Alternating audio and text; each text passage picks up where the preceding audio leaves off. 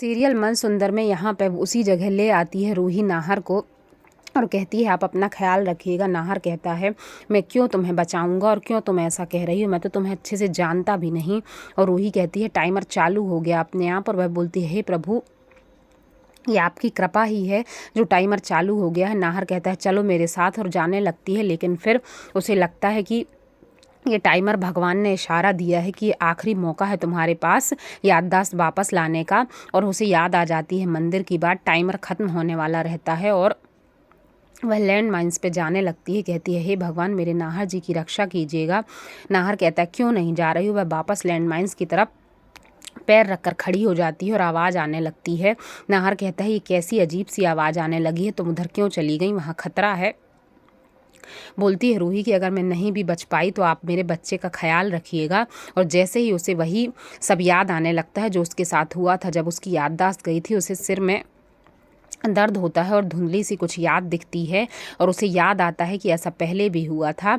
और रूही हाथ आगे करती है, तभी दौड़ लगा देता है नाहर और हाथ जोड़ लेती है। कहती है हे प्रभु मेरे नाहर जी को कुछ नहीं होना चाहिए, मैंने अभी तक आपसे कुछ नहीं मांगा। और जैसे ही टाइमर ख़त्म होने वाला रहता है अचानक से ज़ोर से बारिश होने लगती है और नाहर रूही को बचा लेता है। लैंड माइंस फटती नहीं पानी की वजह से, वह वहीं पे रहती है। और फिर नाहर को जैसे ही वह गिरते हैं दोनों, तो नाहर को पुरानी यादें जो धुंधली हैं वह धीरे धीरे साफ़ होने लगती हैं। और नाहर खड़ा करता है रूही को।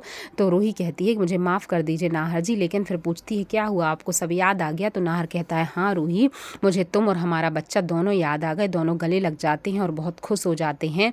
रूही का ये प्लान कामयाब हो गया क्योंकि भगवान ने उसका साथ दिया। यहाँ दोनों पलक और पिंकू की मम्मियाँ परेशान हैं। इधर पे नाहर कहता है मैं अब छोड़ूंगा नहीं, मुझे पहले से पता था कि यहाँ पर अग्नि ने बुलाया था तुम्हें और तुम्हारी जान की दुश्मन थी, लेकिन मैं धीरे धीरे ऑब्जर्व कर रहा था, कुछ बता नहीं पा रहा था। रूही कहती है आपने कब देखा। तो उसने कहा कि मैंने कई बार घर में तुम्हारे खिलाफ षड्यंत्र रचते देखा है, मैं समझ गया था यहाँ उसी ने बुलाया है तुम्हें।